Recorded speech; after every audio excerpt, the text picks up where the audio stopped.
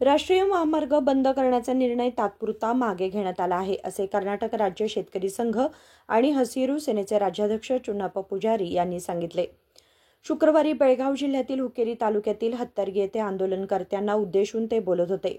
केंद्र सरकारच्या काही भेदभावपूर्ण धोरणांमुळे शेतकऱ्यांवर अन्याय झाला आहे. राज्य सरकारने ऊस कारखानदारांशी चर्चा केली असून मुख्यमंत्री स्वतः कारखानदाराची बैठक घेतली आहे.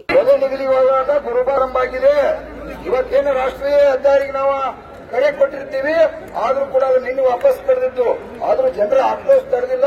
ಇವತ್ತು ಹೆದ್ದಾರಿಗೆ ಹೋಗಿರೋ ನಾನೇ ಇಲ್ಲಿ ರಾಷ್ಟ್ರೀಯ ಹೆದ್ದಾರಿಗೆ ಬಂದು ಪತ್ರಿಕೆಯಲ್ಲಿ ವಿನಂತಿ ಮಾಡಿಕೊಂಡು ರೈತರಿಗೆ ಚಳವಳಿಯನ್ನು ವಾಪಸ್ ಪಡೆದಿದ್ದೇವೆ.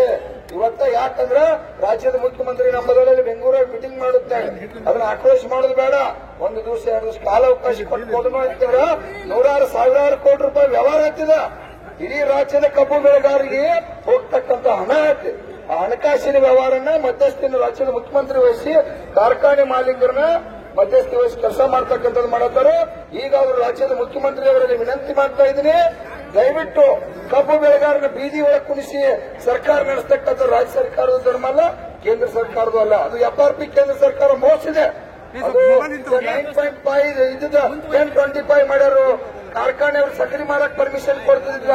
ಇದೆಲ್ಲಾನು ಅವ್ನಿಗೆ ಹಿಂದಾಡಿಸಿ ಬಗೆಹರಿಸಿದ್ರೆ ನಮ್ಮ ಬರೀ 200 ರೂಪಾಯಿ ವ್ಯವಹಾರ ನ್ಯಾಯ ಬಂದತ್ತೆ. ಈಗಾಗಲೇ 3200 ಕೊಡ್ತು ಅಂದಾರ. ಇನ್ನು 200 ರೂಪಾಯಿ ಕೊಟ್ಟು ಕಾರ್ಖಾನೆ ಚಾಲು ಮಾಡೋದು ನಮ್ಮ ಹೋರಾಟ. ರಾಜ್ಯದ ಮುಖ್ಯಮಂತ್ರಿ ಅವರು ದಯವಿಟ್ಟು ವಿನಂತಿ ಮಾಡ್ತಾ ಇದ್ದೀನಿ, ಎಷ್ಟೊಂದಿದ್ರು ಇವತ್ತು ರಾತ್ರಿ 11 ಆಗಲಿ 12 ಆಗಲಿ ತಾವು ಕಬ್ಬಿನ ಬಿಲ್ಲನ್ನ ಘೋಷಣೆ ಮಾಡಿ ಅನ್ನದಾತರನ್ನ ಬೀದಿಯಲ್ಲಿ ಇರಿಸ್ತಕ್ಕಂಥ ಕೆಲಸವನ್ನ ರಾಜ್ಯದ ಮುಖ್ಯಮಂತ್ರಿ ಅವರು ಮಾಡಲೇಬೇಕಂತ ಇಡೀ ನಾಡಿನ ರೈತರ ಪರವಾಗಿ ಕೈ ಮುಗಿದು ವಿನಂತಿ ಮಾಡ್ತಾ ಇದ್ದೀನಿ.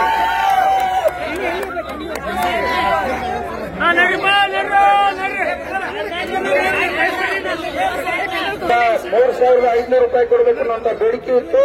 ನಾವು ಗುರುಲಾಪುರದಲ್ಲಿ ಹೋರಾಟ ಪ್ರಾರಂಭ ಮಾಡಿದ ನಂತರ 5 ದಿನಕ್ಕ 4 ದಿನಕ್ಕೆ ಅದು 3200 ಕೊಟ್ಟು ಇನ್ನೂ 200 ರೂಪಾಯಿ ನಾವು 100 ಕಡಿಮೆ ಮಾಡಿದೀವಿ. 3400 ಕೊಡಬೇಕಂತ ಹೋರಾಟ ಪ್ರಾರಂಭ ಆಗಿದೆ. ಆ ವಿಚಾರ ಕುರಿತು ಇವತ್ತು ಕೂಡ ರಾಜ್ಯದ ಮುಖ್ಯಮಂತ್ರಿಯವರು ಕಾರ್ಖಾನೆಯವರ ಜೊತೆ ಬೆಂಗಳೂರು ಸಭೆ ಕೂಡ ಮಾಡಿದರು ಮತ್ತು ರೈತರ ಜೊತೆ ಒಂದು ವಿಡಿಯೋ ಕಾನ್ಫರೆನ್ಸ್ ಮಾತಾಡಿ ಅಲ್ಲಿ ಕೂಡ ಚರ್ಚೆ ಮಾಡತಕ್ಕಂಥ ಸಂದರ್ಭ ಪ್ರಾರಂಭ ಆಗೈತಿ.